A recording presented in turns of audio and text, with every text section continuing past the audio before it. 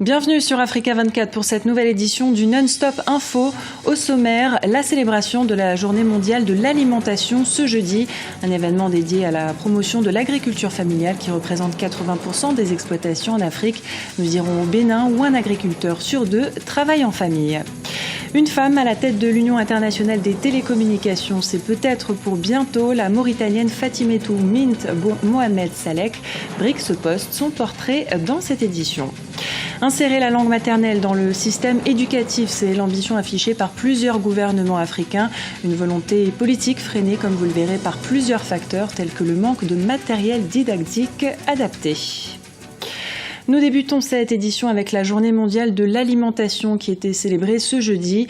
Une journée dédiée à la promotion de l'agriculture familiale qui concerne une personne sur 6 dans le monde.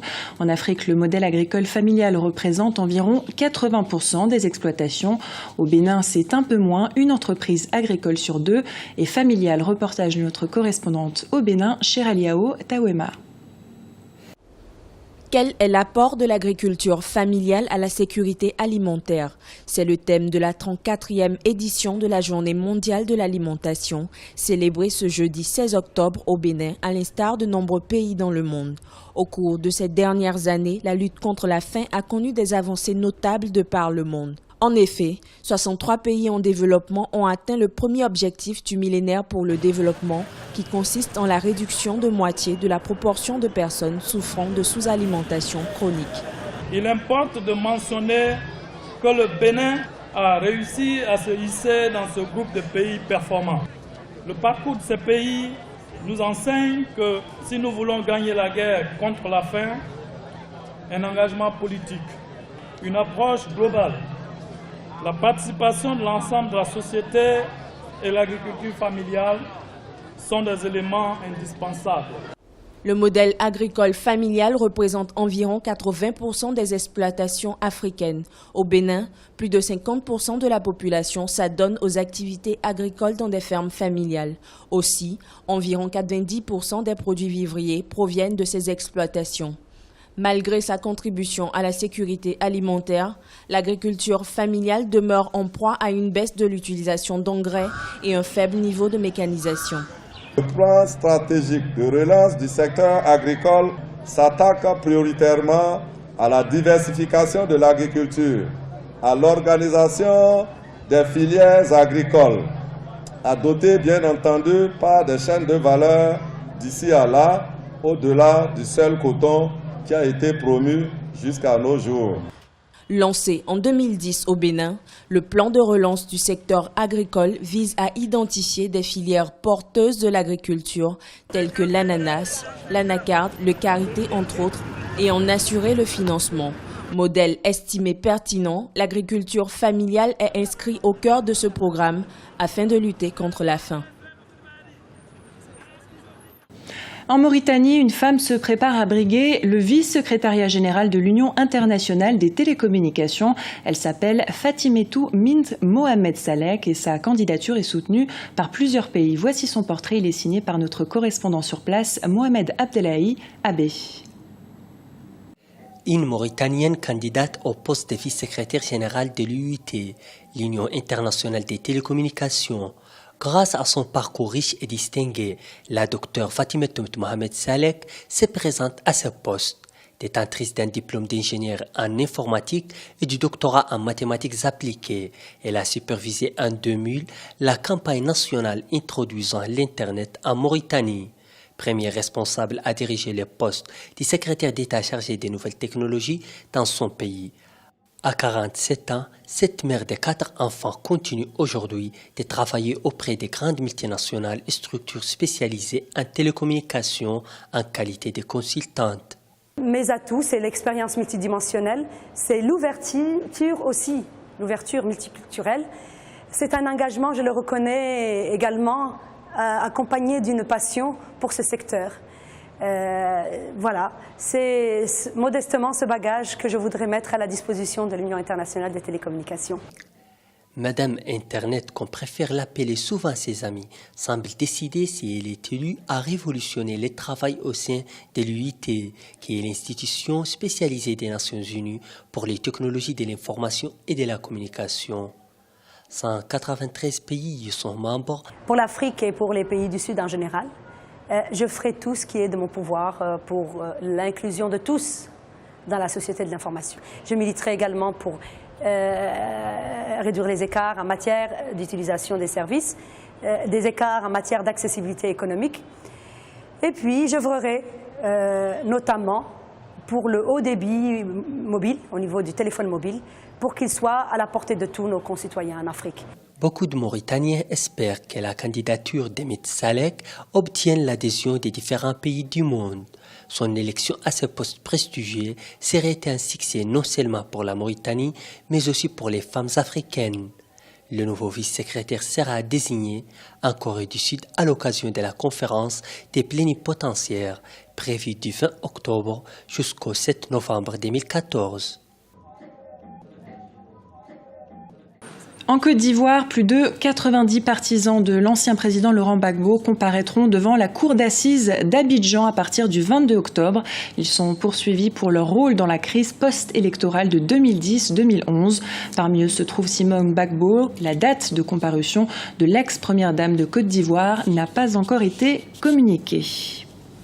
Restons en Côte d'Ivoire où le gouvernement lutte contre l'utilisation de sachets plastiques dont les déchets sont estimés à 40 000 tonnes. À partir du mois de novembre, la production, l'importation et l'utilisation de sachets sera interdite.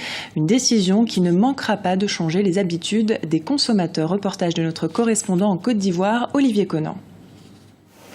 La grande distribution se prépare à l'interdiction des sachets plastiques décidée par le gouvernement ivoirien.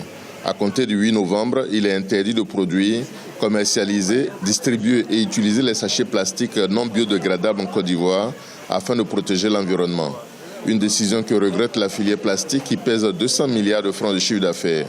De leur côté, les supermarchés, grands utilisateurs de sachets plastiques, ont pris des dispositions pour se conformer à la réglementation. Des caisses spéciales, appelées caisses vertes, ont été mises en place pour faire la promotion des cabas réutilisables.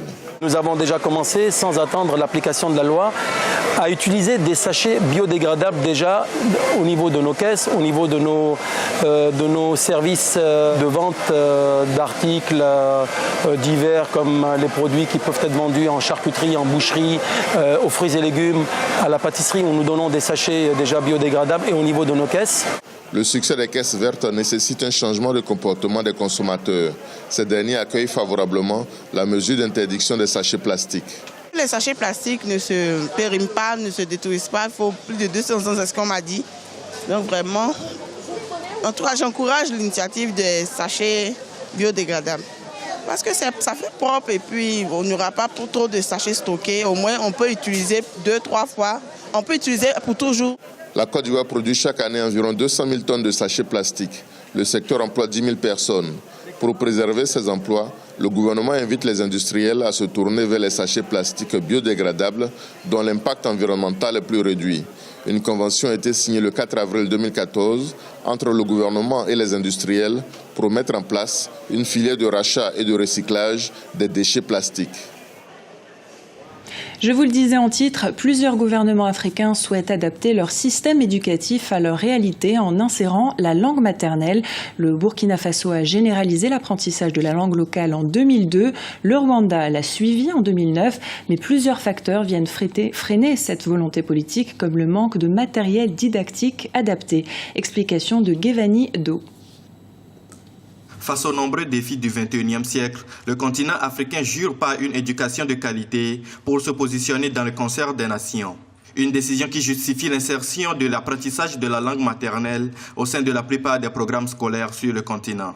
Ceci après avoir longtemps adopté la langue du colonisateur comme langue officielle. Au Burkina Faso, le faible taux de scolarisation au lendemain de l'indépendance a obligé l'État à organiser des États généraux de l'éducation en 1996. Une rencontre qui a abouti à l'introduction généralisée des langues nationales dans les programmes scolaires en 2002 et qui a nettement amélioré le taux de scolarisation passé de 6% en 1960 à 65% en 2012. Cela lui donne en tout cas beaucoup de possibilités d'aller bien dans ses études. Je crois que c'est ce qui a convaincu le gouvernement. Et vous savez aussi que la langue est un facteur de culture. Et si nous voulons développer notre culture, nous ne pouvons pas laisser tomber notre langue de côté. Et la langue aussi permet d'unir toute la communauté autour de l'école. Même constat au pays des 1000 collines où le Kinyarwanda a connu son entrée au sein du système éducatif en 2009, notamment à la maternelle et dans certaines classes du primaire.